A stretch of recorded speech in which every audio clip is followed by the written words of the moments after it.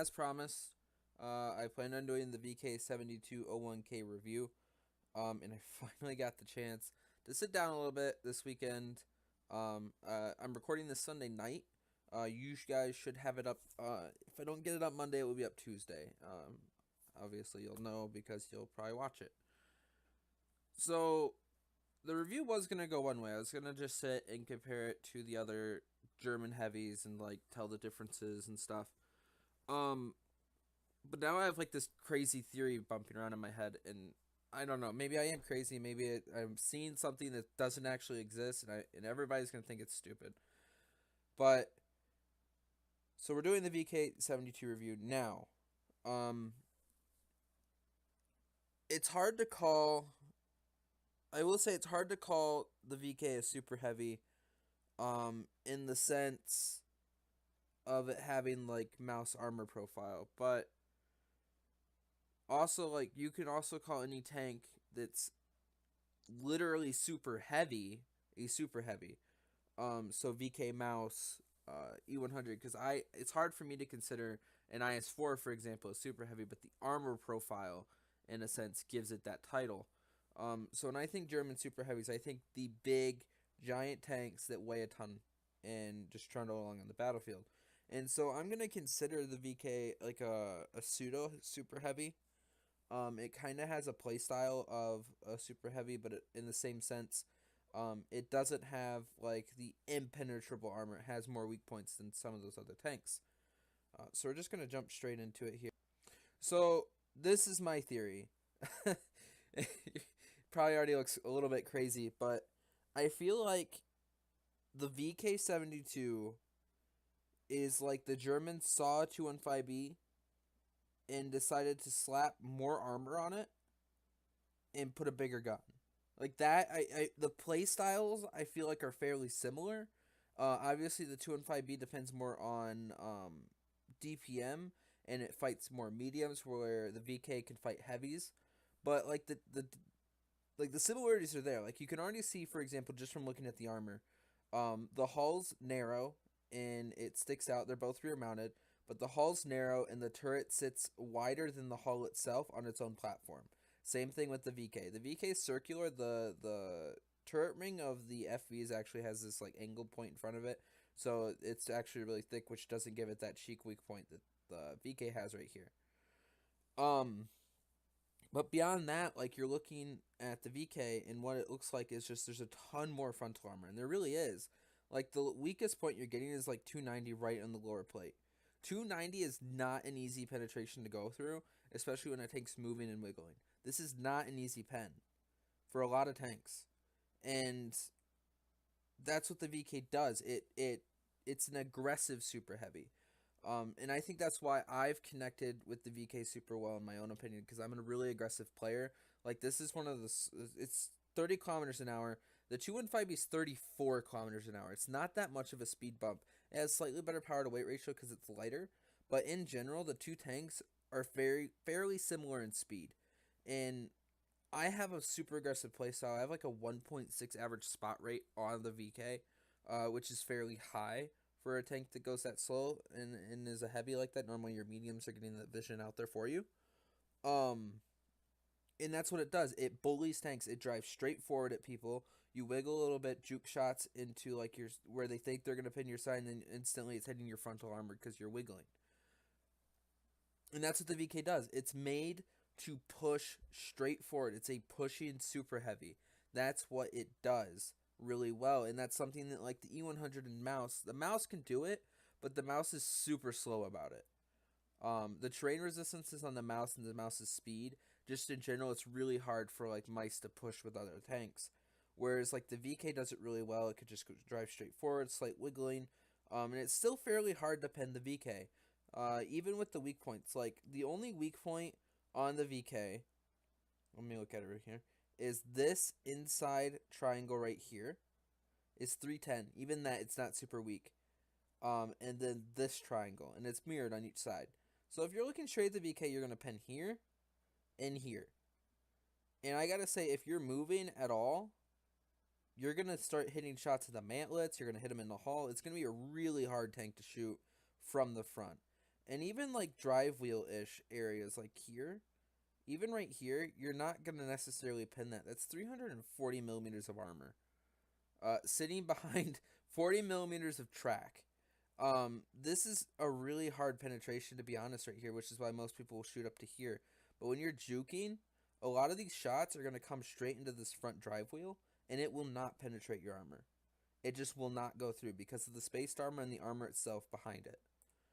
And the other thing that really like has been clicking in my head with these two tanks, and I just feel like it, is they're both strong hull down.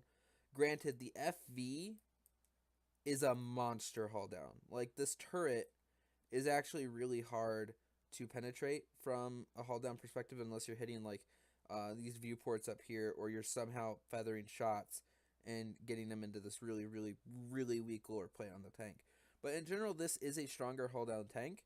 But even at that, if the VK is wiggling, it's still really hard to put shots into this really tiny weak point on the side. As much as people like to say that the turret cheek is super weak, it's honestly not as weak as people like to say, because normally people sit still, they don't angle it right, or they don't wiggle. And I find that's the biggest issue, is if you're not wiggling and constantly moving, you are going to get penned. Like, you have a weak point, and you need to understand you have weak points there. And they're a little bit harder to deal with, but in general, I think the tank, the design of it, driving straight forward, a massive amount of frontal armor, just gives this tank a little bit different, more aggressive playstyle than most German heavies. Now, the one other thing that really makes me think that these tanks are fairly similar is also, if you go and look at the dimensions, the VK's obviously, excuse me, is obviously like the smallest super heavy of the Germans. And it's actually not that much different than the 215B. The 215B is actually wider and longer, but the VK is slightly taller. That's really the only difference between the two, but neither of these tanks can side scrape. They're both rear-mounted tanks. They cannot side scrape because they both have massive weak points in the turret and in the side armor here. It's not good. It's like a 215B side scrape, and you're going to start penning it like right here. So neither tank can side scrape. They're both rear mounted. They both have about the same amount of gun depression. They're both decently hull down tanks. The only difference is instead of having a really fast firing gun and more maneuverability, the Germans put more armor, so it slowed it down a little bit and slowed down the traverse speed. And they put one of their bigger guns on it for bigger alpha, which I think makes this tank a good heavy tank fighter and this tank a good medium tank fighter. So you guys can call me crazy. I think that's like an honest comparison between the two. I do think they're very similar tanks in that aspect. I don't think their playstyle is the same, but I do think these are same, somewhat same style of design to the tank, where this one just takes a little bit more armor than the FB does. And so I'm just going to close out of those two browsers. And this is the other thing I wanted to bring up as well. Wargaming puts out statistics. I mean, this is obviously from the RU server, but this is the data that they use a lot of times to balance tanks with. They only tank 55 to 65%. That's all Wargaming looks at, if you didn't know. And this is a chart comparing average win rate and damage. Damage is the line, win rate is the bar. As you can see here, the FV2 and 5B and VK are both right in the same area.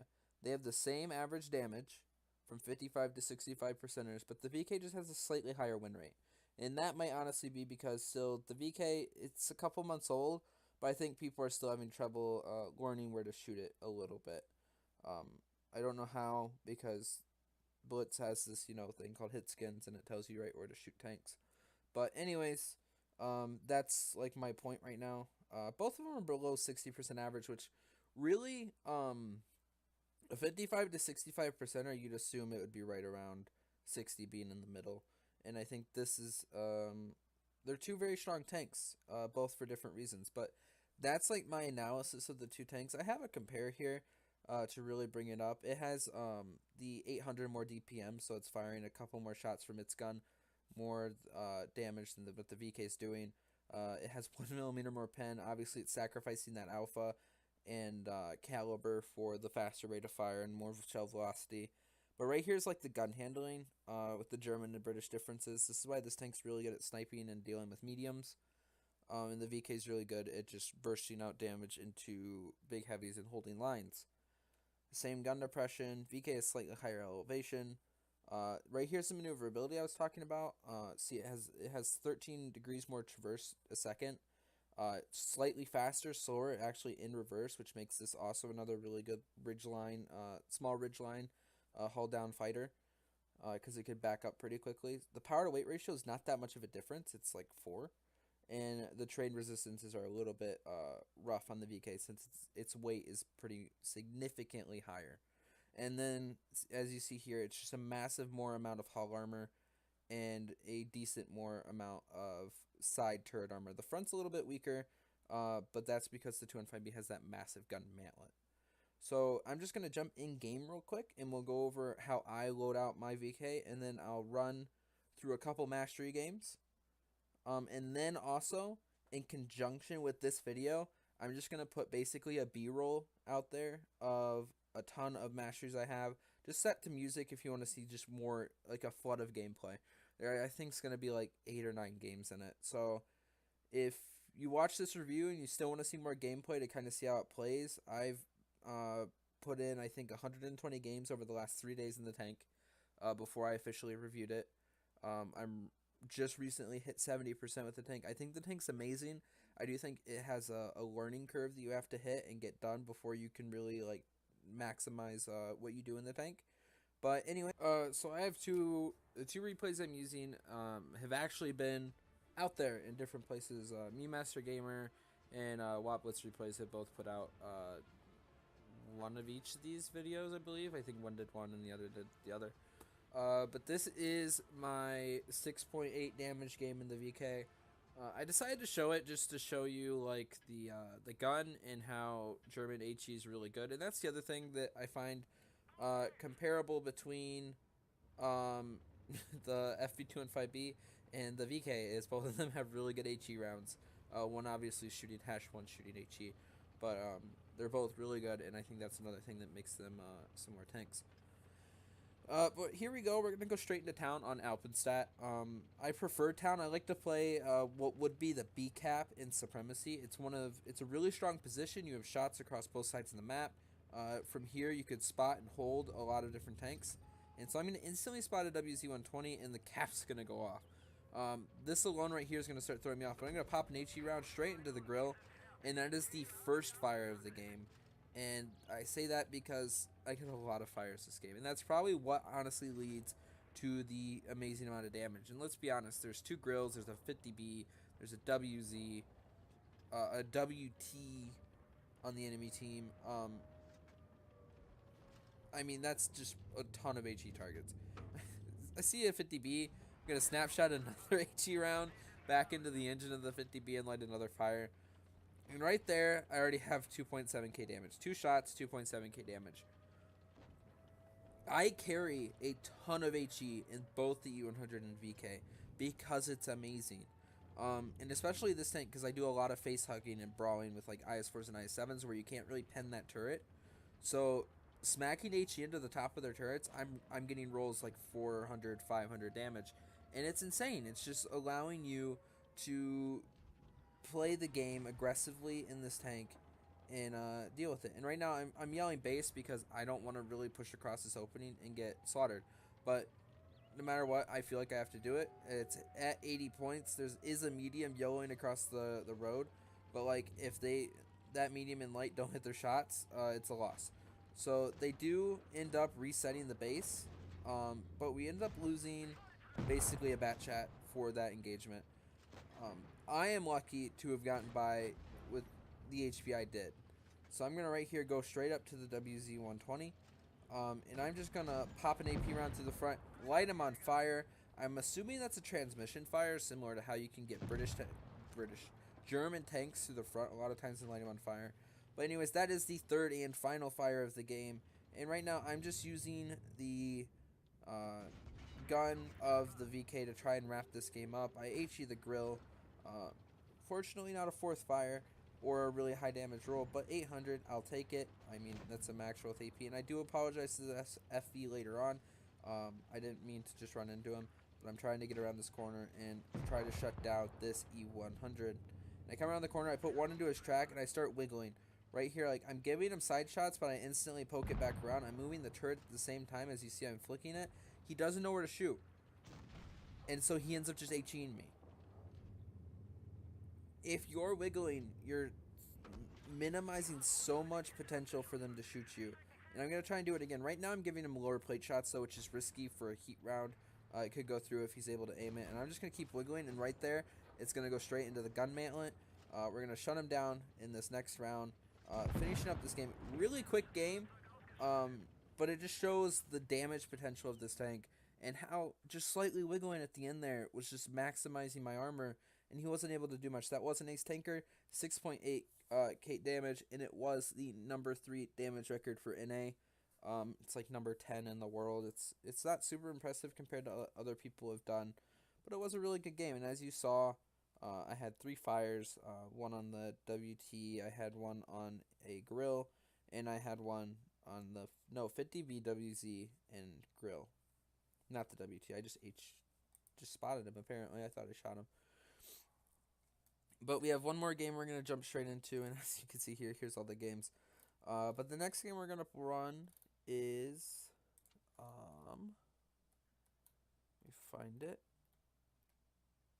Mayan Ruins, right here. This is the game that was featured on, I believe, Me Master Gamer and or Watt Blitz Replays. This is a 7-kill Kolobanov's game. I do think I got away with a lot of things in this game, especially in the end when I'm fighting a Jaegeru, a tank with like the highest penetration in the game. You'd expect those shots to pen, even no matter how much you angle. And this is kind of awkward. I do apologize. So a lot of times if I'm playing on PC or even on my phone, I'll just drive forward and I'll look at something else at the beginning of a game. It happens a lot if I get at message or something on Discord. It's common. I don't do it in tournaments at least, but I do it in random. So if you ever see me in a game and I'm doing that, it's only for a short second while I'm just checking something. But we did do that. I get spotted by the 50B. I'm just going to take the point because he backed up just to go forward. And right now you're seeing a heavy tank and a medium get spotted up by C on the minimap. And I see this, and I decide if they're pushing that way and there's a heavy over there, and there's a heavy and a TD here, and a TD over there. So slowly it's looking more and more like there's more and more on that side. And right now all I have to know is that there's a T30, a 50B, and an IS-4. The 50B runs. So that tells me even more that there's no tanks over here supporting. So I'm going to take that opportunity, continue to push around hard, into the back of this T30 and try to get an HE round in. And right there, 980, a massive HE roll, really helpful for this tank taking down stuff. I'm going to ram him, push him around a little bit, try and get him spun around. Because every time I do this, it moves his turret even more, and it's preventing him from getting around to shoot me. And I end up putting one right through his side and shutting him down. And now I'm going to try to help this girl with the IS-4. In hindsight, I feel like if I just would have went and blocked the IS-4 earlier on, and I don't know how that doesn't pen. So RNG hits both ways. Side of the IS-4 turret doesn't go through, and I bounce Jaegeru later on. So we're just going to shut him down here and not let him get a shot into our grill, save our grill's life, and hopefully it'll come back in the future to help us out. We've already lost 4 tanks. We've only killed 2 of them, and it looks like our 183 is soon to follow. So right now we're in a 3v5, and soon it's going to be a 2v5 as soon as this FV dies right there. Now it is a 2v5 situation. I'm going to pump one straight into the 50B side. No side armor, another tank that cannot side scrape in the game. And I'm going to put one into him, making most every tank a one-shot for me at this point. Especially now, the grill's going to get shut down. I don't know what he was thinking. I guess as bad as the enemy team was, it's equally as bad as my team was. And right there is the dividends of getting bad RNG for that good RNG, where I get that HE round into the very, very tippy top of the 57 turret to shut him down. And so I know the Jaeger is coming around on my left. He's sitting there. I don't really want to poke, because every time I poke and give a side shot, it's risking a lot of damage to lose. And I'm still full HP. So he's pushing around the side, and there's the Leo. I'm going to take the advantage since I know the Jaeger is way on the other side and push it around. I'm going to go over here and try to shut down the Leopard. I don't know where the E3 is though, and I don't know where the 50B is. I don't know if they went around and circled, so I got to be careful about this, and I got to go quick. So I'm trying to take that advantage. I'm pushing straight around. I'm trying to hug this building. You see I'm taking corners tighter than what most people would. I HE the Leopard, shut him down, and here's the 50B. Another one shot for me. So I'm just going to bounce that, and you're seeing me sit here and wiggle. I'm trying to not give him a shot. As I give him a shot on the turret, I flick it back around, and I shut him down. E3 Jaegeru is all that's left. I'm still taking these corners. If you rewind it or whatever, you could see it as well. But take the corners tight. You don't want to give a ton of shots. And that was just me pulling out. Excuse me again. Pulling out in front of an E3 stupidly. And right there, I bounced the 800 alpha damage Jaegeru off, I believe, the front upper plate. And so I'm going to look for a shot here. And it hits the ground. I mean, it happens. It was a chancy shot. I still went for it. But I'm going to take the opportunity to now push up against the wall and hope he just doesn't pile over the wall at me. And right here, I can get shots in without him getting a really good shot in as well. He's going to try and go around. I'm just going to sit there and track him. But he does take the opportunity to pile over the wall. And this is the first penetration he gets. And I believe that was an AP round, possibly a heat. I'm not familiar with the Jaeger enough to determine alpha damage. I believe it might have been a heat because it was only 700. But I mean, I've seen Jaegeroos roll 450, so I guess we'll find out from someone in the comments. And right there, he misses. I don't know where he was shooting at, but it seems like it went straight over the hull to the right of my turret. He tracks me there. I know our reloads are going to be close. So I'm going to chance it. I'm going to aim it up. And he shoots it right into my track. Instead of the side, it goes low. I survive, and I kill him, getting the 7th kill of the game. And that is a Razanai Kolobanov's game for 6.1k damage. Those are the two games I wanted to feature. They're the two best games over the last couple days. They had several good examples of taking corners and flexing around and using the HE on the gun and the gun effectively in different positions, and just wiggling your tank to get different bounces off of tanks that should be pinning you if your weak points were really that massive. So those are the two examples I have. I hope you guys really enjoyed the video. If you did, like and subscribe, please. It really helps us out, and it really encourages us to continually putting out content. Tanker07 is the other person on this channel that does a lot of content. He'll be putting up videos almost daily, I think, at this point. He's putting up a ton of them. So if you really want to see more content from us, he's a really good content creator as well. A little bit different style than me. But there you go. Our channel's really small right now. I think if you started watching some of the videos, you'll see some really good content. So I hope you guys enjoyed, and I will catch you guys next time.